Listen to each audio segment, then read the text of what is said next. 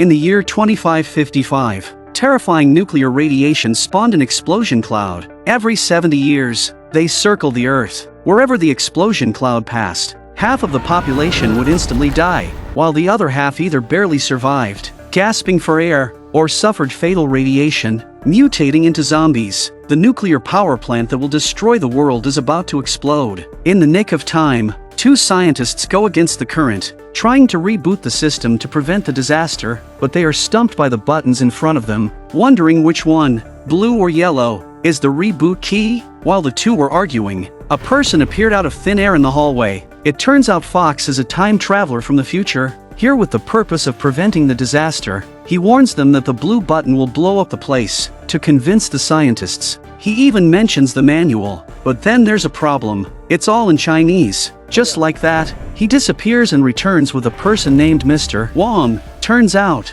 Mr. Wong can't understand traditional Chinese characters. With time running out, Fox disappears again. This time he comes back after learning Chinese for 6 months, but feeling something is still off. He vanishes once more to confirm with the nuclear power plant's design engineer that the yellow button is indeed the reboot key. Just as the scientists are about to act, Time Patra descend from the sky, and Fox speeds away at the sight. Just as the scientists were about to press the switch, the Time Patrol urgently interrupts, claiming Fox is a fraud and that the blue button is the correct solution. The patrol advises them to wait a moment before pressing. After they leave, the scientists press the blue switch. Right after the system restarts, the nuclear power plant explodes violently, marking the official countdown to world destruction. Back before the nuclear power plant was built, Gilbert approved the nuclear project. At a press conference, Gilbert answers questions from reporters. Suddenly, Alice challenges him, questioning why the new nuclear power plant uses outdated technology. Gilbert slickly denies and evades the safety concerns of the nuclear plant. Alice,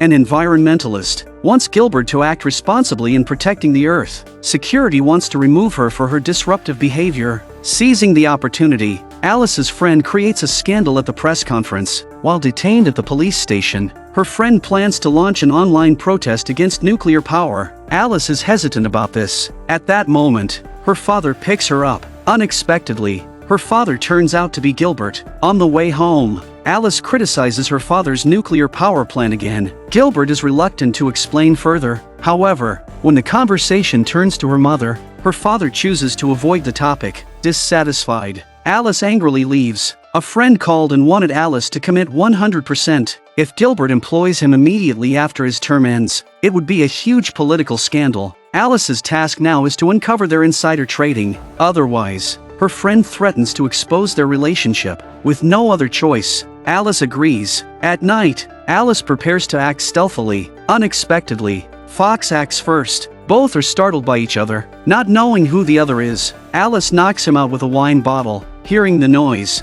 Gilbert rushes downstairs. Alice explains to her father that the man came to steal his computer. Gilbert suspects his daughter is also there to steal the computer and questions whether Alice and the intruder are accomplices. As Alice tries to explain, the Time Patrol suddenly parachutes in, leaving both father and daughter stunned. In a desperate situation, Fox is forced to act, believing that killing Gilbert is the only way to prevent the construction of the nuclear power plant. The patrol attempts to shoot to stop him but accidentally injures Gilbert instead. Seeing the patrol rushing in, Fox activates a transporter and escapes the scene at the critical moment. Thus, father and daughter are both taken to the future. Alice is shocked by the scene before her. The once thriving world has turned into ruins. Back at the Time Management Bureau, the failure of the mission infuriates Constance. Subsequently, Louise took over the position of team captain. Though Mateo is dissatisfied, he has no choice but to obey the orders. When Alice woke up, she discovered that she and her father had been separated by them. Gilbert is convinced they've been kidnapped by criminals and are now in a desolate place. At this moment, Raph brought over some food,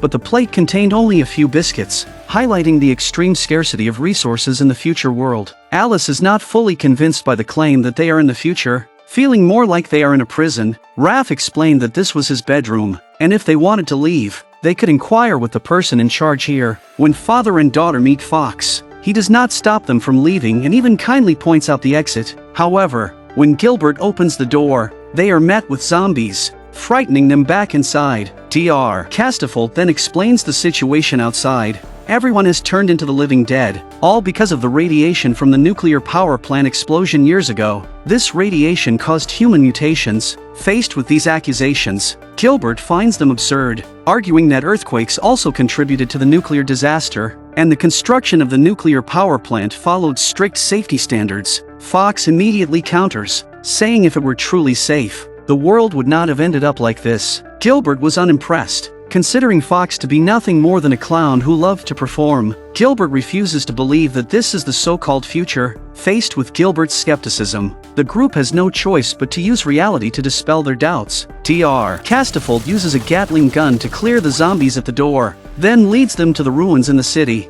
Everywhere they go, they find desolate ruins with zombies wandering the streets. Fox brings them to their destination, and Gilbert is shocked by the scene before him. The explosive clouds from the past circled the Earth every 70 years, killing half the population in their path. After several iterations, the Earth has become what it is now, and this time, no one can escape doom. Faced with undeniable facts, Gilbert has no rebuttal. Fox draws a gun, intending to solve all problems by killing Gilbert. Alice steps forward to stop him, hoping there's another way to save the situation. Before Fox can act, Gilbert faints from fear. Raph suggests a plan. They can change time within the Time Management Bureau without drawing attention. If Gilbert realizes the truth, not even the patrol can stop him from making changes. Moved by Alice's plea, Fox softens and agrees to the plan. The problem now is how to evade the patrol. However, the patrol has already tracked their timeline and threatens death upon finding their base. On the way back, the differences between them finally dissolve,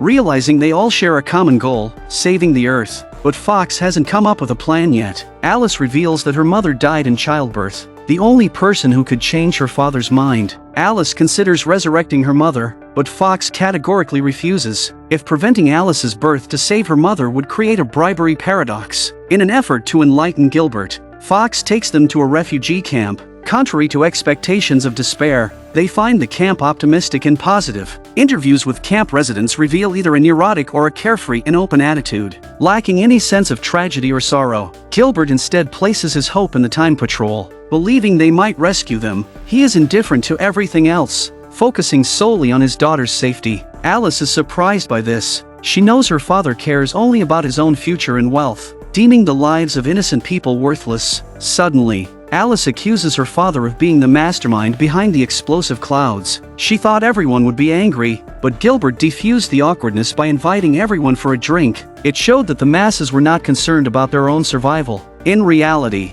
hedonism was the true king. Gilbert pulls his daughter away to flee the scene. At this moment, the patrol finds the base. Catastrophe, monitoring the situation, activates the self-destruct system before the patrol can breach their defenses. The patrol detects something is amiss and quickly dodges, but as the shockwave hits, Catastrophe attempts to teleport away, mistakenly grabbing the wrong tool. On the other hand, Gilbert escaped to the street with Alice, but he met a little boy halfway. After asking about the situation, the boy runs away in fear. That's when father and daughter realize zombies are behind them. They run, but accidentally end up in a dead-end alley. Just as the zombies close in, Fox arrives just in time to save them, intending to use a transporter to escape. The device malfunctions at the crucial moment, as the zombies approach menacingly. Suddenly, a javelin takes one down. It turns out to be reinforcements called by the young boy. With the children's help, the zombie horde is lured away, allowing everyone to escape the dire situation.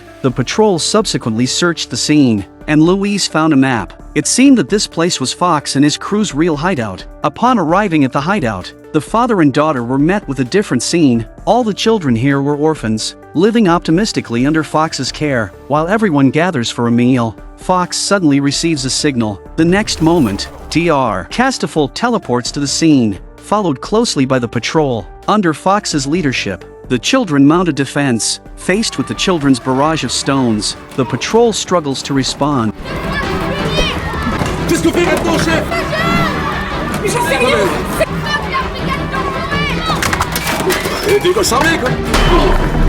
They decisively throw a grenade. In a critical moment, Catastrophe throws himself onto it. With a loud explosion, Catastrophe is shattered into pieces.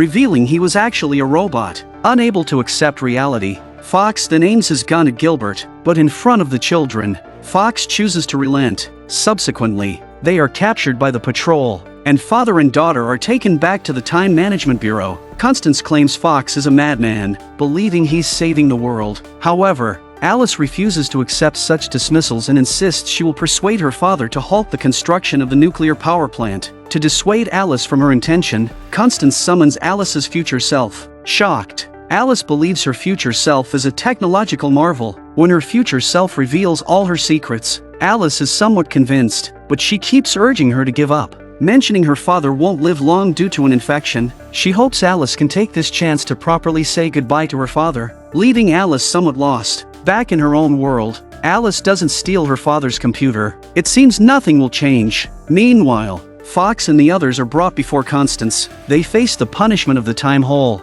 a dungeon devoid of time. However, as Gilbert is about to sign the agreement, something the driver says reminds him of his wife. Motivated to make a change, Gilbert returns home. He knows his wife would never have agreed to this. After Gilbert makes a change, the Bureau's timeline goes into disarray. Realizing the issue, Constance immediately dispatches her subordinates to handle it, ensuring Gilbert attends the meeting on time, using his daughter as leverage if necessary. As father and daughter were bridging their differences, the patrol arrived to take Gilbert away, seeming to ensure history would repeat itself. Louise, escorting Fox and another person to the prison, suddenly had a change of heart driven by her conscience. Not only does she release Fox, but she also provides ample ammunition. However, Raph is knocked out as soon as he teleports. Louise plans to ambush Constance, but Constance is well prepared. In the ensuing struggle in the dark, Constance attacks Louise.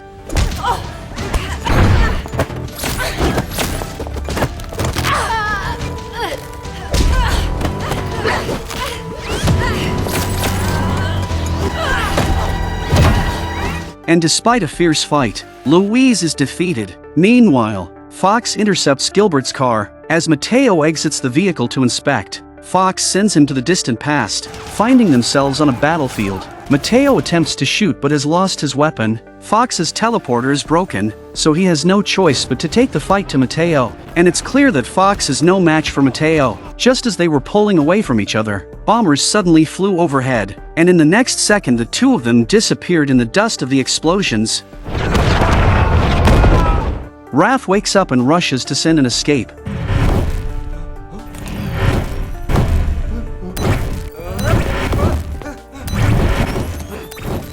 Only to fall straight into the pool. When the patrol moves in for the kill, he dodges behind them. In the tussle, Alice knocks out the patrol with a wine bottle. Alice rushes to call her father, only to find Constance and Mateo have arrived first, capturing Fox. Just then, the explosive cloud sweeps toward the city ruins. Dr. Catastrophe is in a hurry to build a time travel machine. As the explosive cloud passes, the tavern owner opens the door and dies instantly. The time travel device fails to activate, leading to despair. In a moment of desperation, Alice finds a solution. Under Constance's threat, Gilbert is about to sign the agreement when, unexpectedly, the past suddenly changes. Alice is willing to sacrifice herself to change the future. When her mother was in labor, she forced the doctors to save only the adults, resulting in a revolutionary change in the future. The Time Management Bureau and Fox vanish alongside this change. After Alice's death, the trajectory of Gilbert's life changed, creating a happy family with his wife and switching the agreement from nuclear to renewable energy development. Incredibly, by altering the past,